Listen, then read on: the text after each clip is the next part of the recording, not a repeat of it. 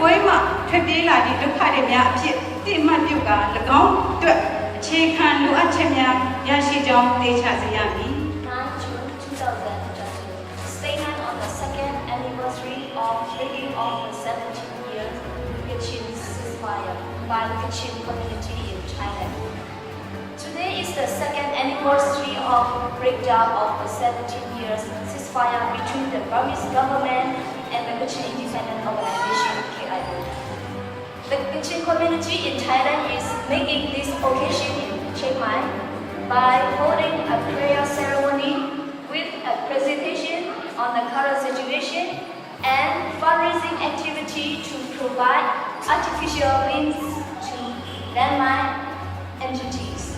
This failed to lead to the Kachin people enjoying political and